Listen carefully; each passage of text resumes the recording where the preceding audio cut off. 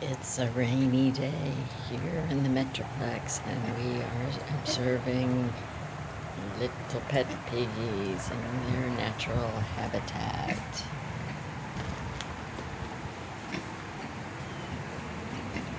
The river rock rooting box play area. Amy Bridges and LaFawnda with enthusiastic greetings for their mama. Hi, ladies. Hello, ladies. Hello, ladies. Hello, ladies. Hello, ladies. Is the perimeter of the barrier fence for the new sod still intact?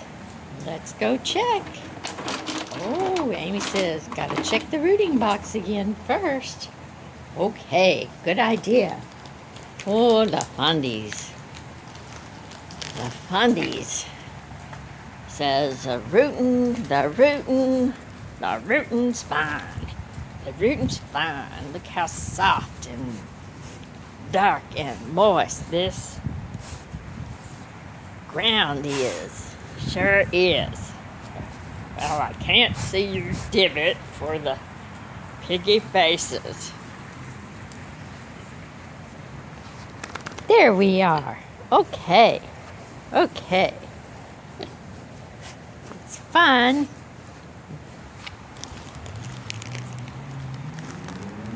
Oh, yeah.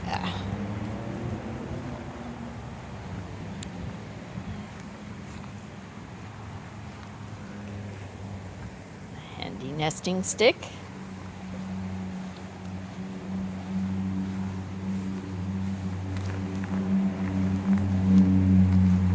Ah, yes, there is evidence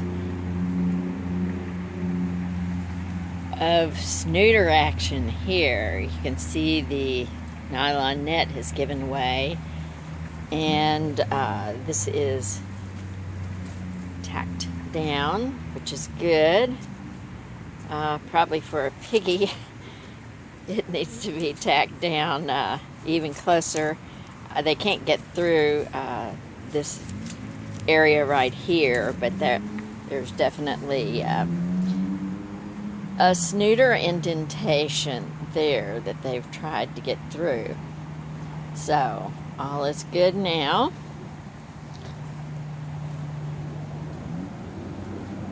And you can see they're helping. They have traced every inch of this. This back area over here by the chicken coop, very conveniently Amy chose as the potty spot. So very neat, easy to clean up after, since they choose privacy. There's another, you can see the fluttering Charlotte's web strength orange plastic barrier netting has been penetrated all along, right at snooter level. So they have gone over every millimeter. Here's the, nope, this is another place. This is where the big breach was yesterday that LaFawnda initially busted through. Didn't you both get in there with the new sod and to see, sorry, but Amy's and LaFawnda's friend Pig Pal is in the new area, but isn't it going to be pretty? It's going to be surrounded by lush green zoysia zeon carpet grass sod. Let's go make sure there's not a problem over here. I think it's just the netting that's down.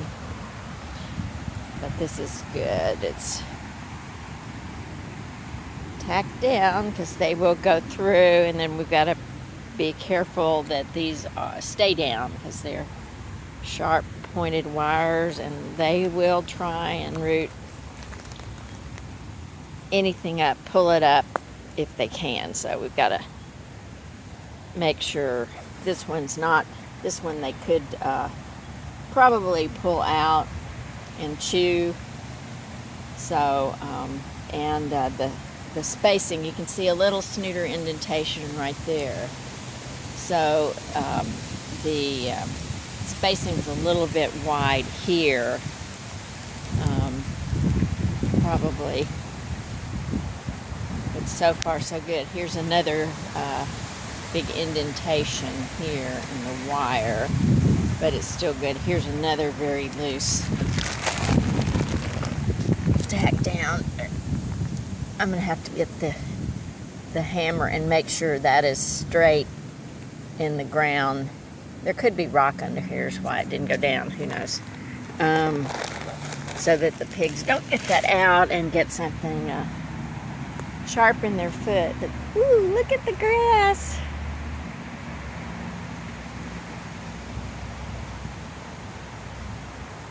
Looks like a little putting green.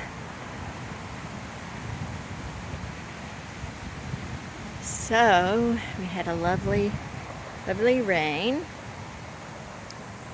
See how much collected here in our bird bath with the mosquito dunk.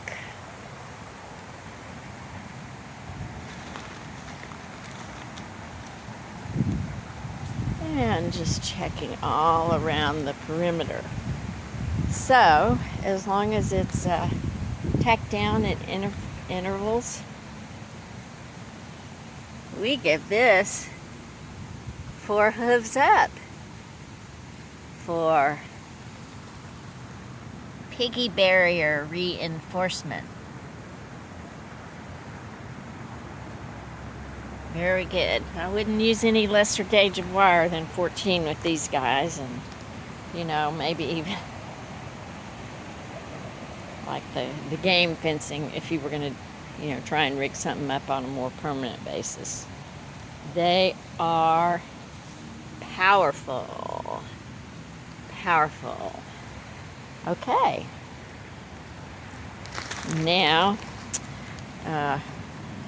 going to have to do a little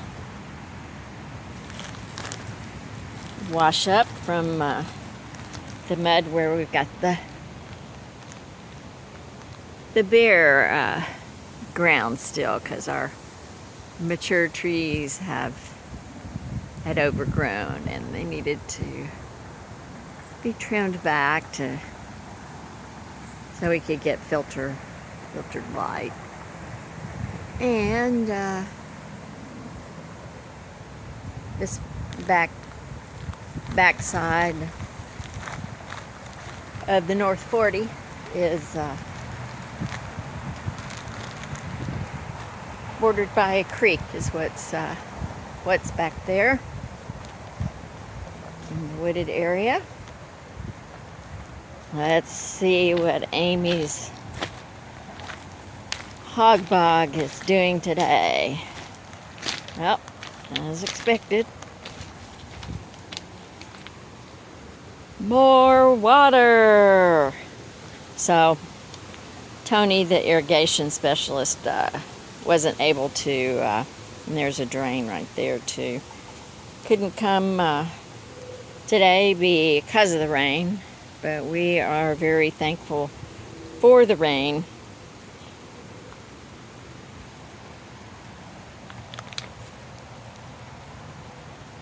And it's still just got a few light drops, lightly falling now, but not requiring an umbrella. So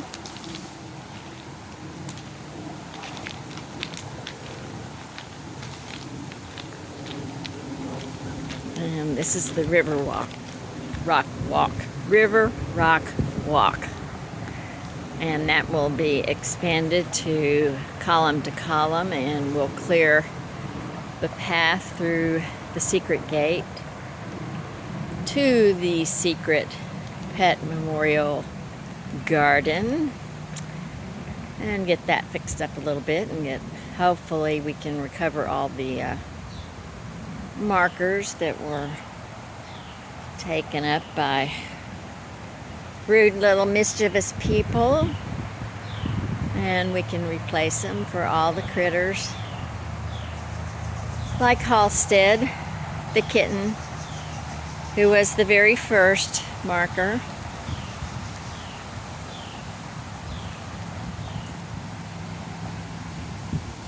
For Galen, for Osler, for Mallory, for Muffy.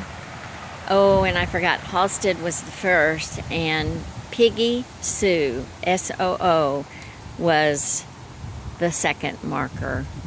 Our very first Piggy, who, here we were, we had tried to do our research and had collected stuff on piggies from forever, probably most seriously in the 80s, and we got her in the 90s. There's the Tinkler Sprinkler being a big girl, out rooter snootering, and oh, and Amy likes the choice bed. That's a good big girl. It's the Tinkler Sprinkler, LaFawnda, LaWanda, Louise. That's right. Hi. Outside being a big girl. Yes, doing a Tinkler Sprinkler. Well, I think, yes, you should get a treat for that, because you were not expecting it. And even though it's kind of spontaneous on your part, it's good. You were outside like a big girl. Yes. Outside like I wouldn't sit down here either. You get a muddy butt. But you might like that. Okay. Meanwhile, back to Amy. Okay. Anyway, I was... Hello, Amy Brenda Britches.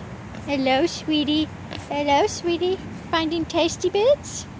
Finding tasty bits in the bed. Lovely fresh mulch. Yep. Hopefully we can replace all the edging, sweetie, with that composite edging that Miss Holly recommended. Yes. Oh, look, there's somebody sitting pretty, and somebody tried to steal her treat. Goodness gracious. Goodness gracious. Goodness gracious. Girls. Girls, girls, girls. Okay? Anyway, finishing the story about Piggy Soo, our very first piggy. I think we, found the ad in the newspaper. Pig, potbelly pig, $30. $30 out of a back door of a little country house outside of DFW. I can't remember if it was Forney or where. It seems like a lot of our critters came from Forney, dogs and piggies. Anyway, so I drove up to this little wood frame house with porch, and the lady comes out the back screen door. She wanted to see the cash money first, so handed her the money. She had the pig and a lovely Ziploc baggie of dog food, feeding this baby piglet who I would guesstimate she was eating solid food well, was probably somewhere between 9 to 10 weeks, maybe 12 weeks old. I don't think so, though. I think she was more in the 9 to 11 week range, and that's pushing it. Anyway, we knew better than to feed her dog food. So we already had mini pig chow, so because we had been reading up with Ross Mill Farms, has always been one of our favorite places that we look to for advice on the web, even way back when, in the 90s. So, anyway, so Piggy Sue, then the next big question was, we knew they had to be spayed and neutered, and to make a good pet, and we, well, there's a little rooter action, because the rooting is especially easy and good today, so I wouldn't consider that bad, and it's kind of spread out. That's good. This is a spot that was moister in the previous week. Sorry, I'm moving too fast with the video now. So anyway, very nice. Okay. So, my mom found a country vet out in Wiley, who would see pigs and would do the space surgery, and this little piggy, all sorts of things. Of course, she came loaded with mites, and they only bit me, the mom, and not the daddy. And the vets thought that was pretty funny. So the bath treatment, she got her ivermectin shot and bath treatments too, because she had it so bad. And Daddy had to get in the bathtub with her to get her Medicaid treatment, because Mom was allergic to the medicine in the bath. Couldn't do it with Piggy. So anyway, so the mite problem, all the classic stuff, out the back door that don't even think about looking to see the parents, and who cared? It was just a pig. $30 and 2 cups of dog food. Might have even been puppy chow. Can't remember. Anyway, we lost Piggy Sue all too soon. She went, my mom, we were both working full time at that time, and I think I was working in Fort Worth, so it was even farther for me, and Robert was still early in his family practice. So she went to the vet that morning, and spay went well, had a good vet report, and then my mom brought her home that afternoon, evening, and she started getting sick to her stomach, couldn't eat or drink, and just nonstop vomiting. And so we called this vet in Wiley, can't remember her name. I think it was something like All Creatures Great and Small, and had all sorts of variety of animals on the sign. That's all I can remember, and that she was a female vet. Even more disappointing to me. So Piggy Sue had her spay, and so we called and tried to reach the vet, and here's a post-surgical case. She's not available. The answering machine at the office said, if you have a pet emergency, go to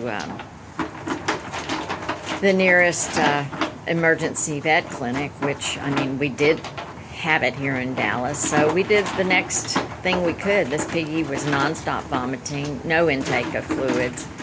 We knew, and post-operative, we knew it was bad. So we call our horse vets, which are just north of us in Frisco, and they said, bring that piggy right away, that piglet. And took it, and here we are driving after 10 o'clock at night, and we get there, and all of a sudden a big white vet truck pulls up, and then A minute later, another big white vet truck pulls up, and there we are with this precious little sick piglet.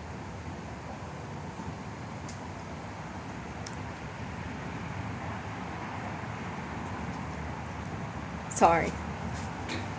Still upsets me.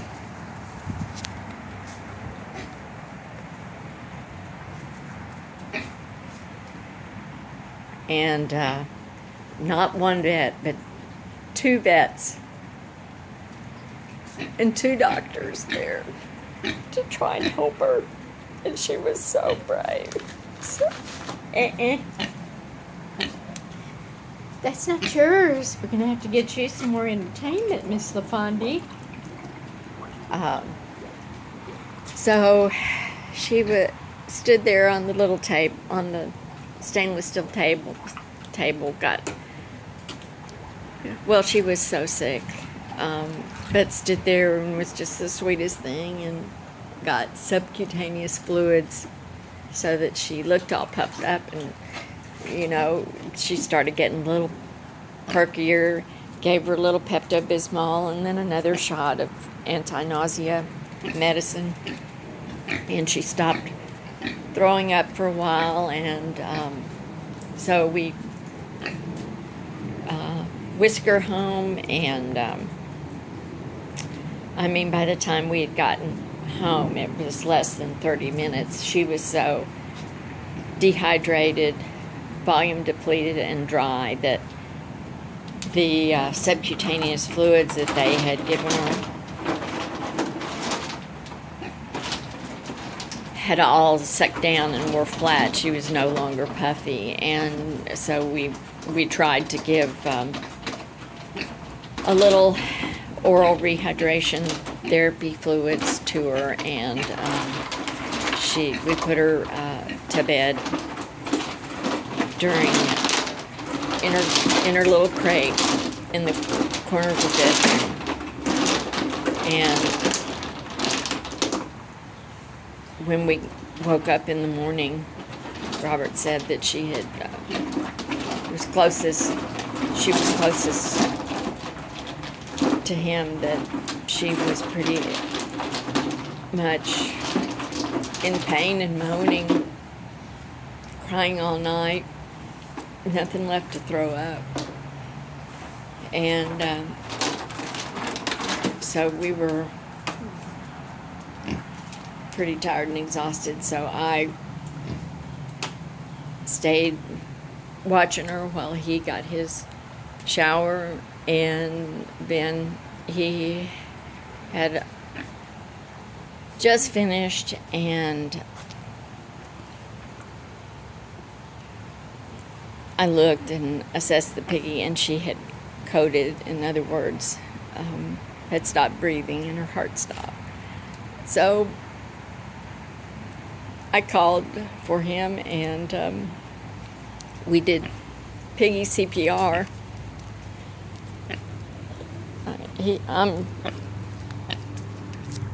I know CPR. I had ACLS, Advanced Cardiac Life Support. He's actually had, pediatric and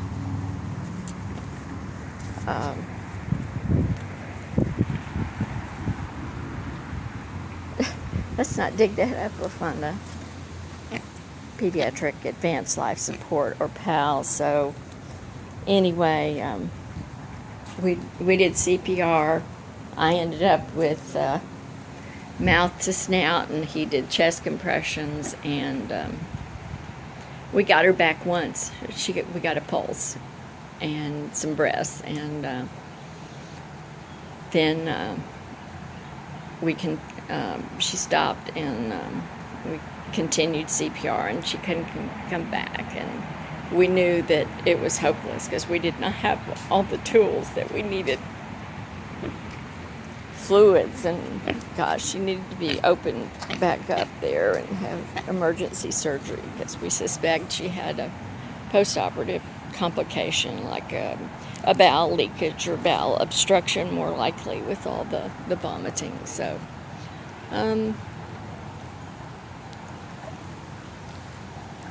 so we had to call the code, stop to the code, and that was the end of Piggy Sue, and we had to called my mom just wailing, and she came and got the piglet, Piggy Sue, and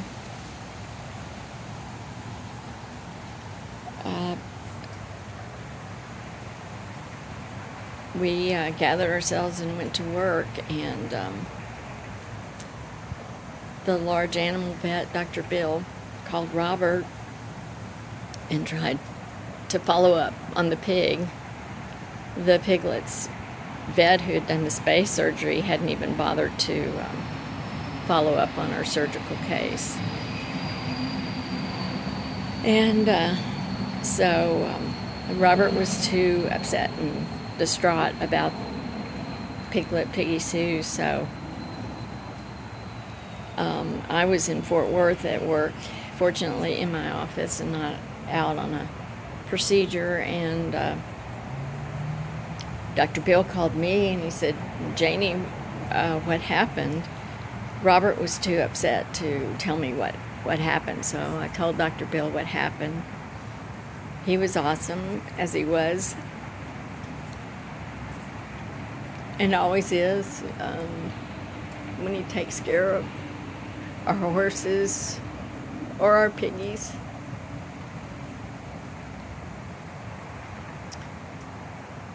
And told him what had happened. Aunt LaFawnda, you have plenty of yard without the new area. I have to continue to watch her. Anyway, so he was the one who called the vet and told her that she had lost a patient, a post-operative demise. So he took that on, so we didn't have to deal with that vet again. And I don't think they ever bothered to call or write. We might have gotten one of those generic cards in the mail that said, "Sorry for your loss," but that's about it. So anyway, that was the end of that story. But the good news is then we're no dummies. We didn't just fall off the lettuce truck. We got smart and found a reputable breeder in this area who thoroughly screened and grilled us. Thank you, Kathleen Myers, for being such a good mentor and keeper of the piggies for us and other piggies. And I think it was my mom who actually found the ad, and we all trooped down outside of Waco, took a day trip, and we had to meet with Kathleen and out in the piggy pen with Mom Matilda and all the Patsy's litter mates. I think there were 6 of them, and interact with them and be approved and learn more about pigs. And then Patsy was actually the one who chose Robert, and he asked her right there and then in the pen if she wanted to come to Dallas with us. So she was the one who kept coming back to us, and so that's why we chose her as our first little girl piggy. And so then Kathleen assured us that she was not going to let us go through another tragedy like we had been through again. So she said, I take my piggies to a vet down in Red Oak, and